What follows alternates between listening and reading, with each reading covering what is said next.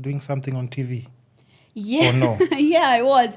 So Is that like an official thing, or you're just doing like? What was that about? It was officially unofficial.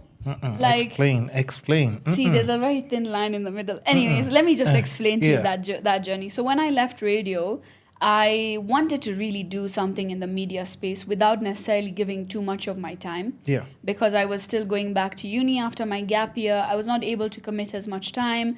So I got sent a message by one of my friends that KTN is having auditions for an entertainment show called E-Curve.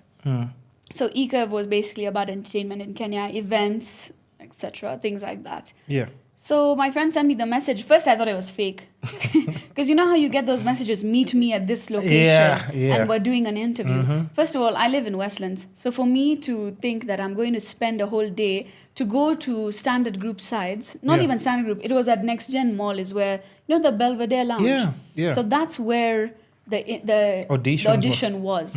I show up and there's like two or three other ladies, and our job was basically to like now shoot an episode with the main host, who is Laura Mbatha. Yeah. So I think what ended up happening is, because I spoke to Laura before the interview happened and we were just chatting, I didn't know she was the main host. Yeah. We ended up creating like a relationship, almost like a mini relationship. Yeah.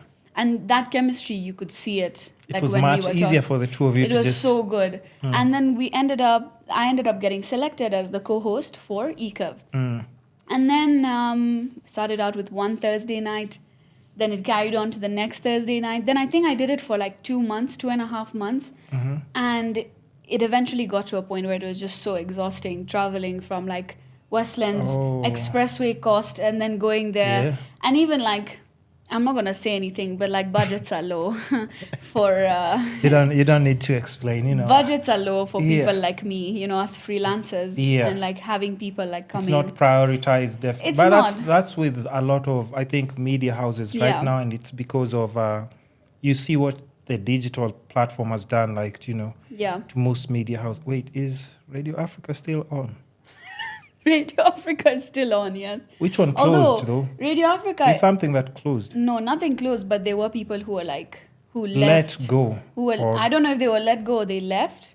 It was the TV part, or I think of radio. Of Radio Africa. Must be Kiss TV, I think. Yeah. I'm not too sure about that whole I'm not situation. sure as well, so don't misquote me, please. We're just having a discussion here. We're just trying to figure out, like... But I think, like, the digital platforms and... So, I think they were like... I know one guy who left, apparently. His name is Pete Sinclair. When I joined Radio Africa, he was one of the people who actually gave me a lot of guidance in radio, how to speak on radio, how to be more effective, how to be clear in your message, you know, just training me. And when I left a few months down, just 1 month ago, I think, I saw Nairobi Gossip Club posted that, like, him and, like, some other people had left Radio Africa, and there was like speculation that they didn't leave, but they were laid off. But I don't think that's true. I mean, I'll forward to you a video. There's somebody I saw yesterday. Yeah. And I don't know, like, well, for me, I didn't understand why it got to that extreme. But for sure, he was on like I think Kiss TV part. Okay. And he was actually homeless. Like somebody was going out. They helped him out with food and stuff. He had dreads and stuff. They were washing his hair. But he had just like, Was he a tall guy? Tall and dreads. And fair, light skin? Not so much. Oh, okay. Not so much. Because now I'm worried. No. I think I have that video somewhere. I'll show you the video.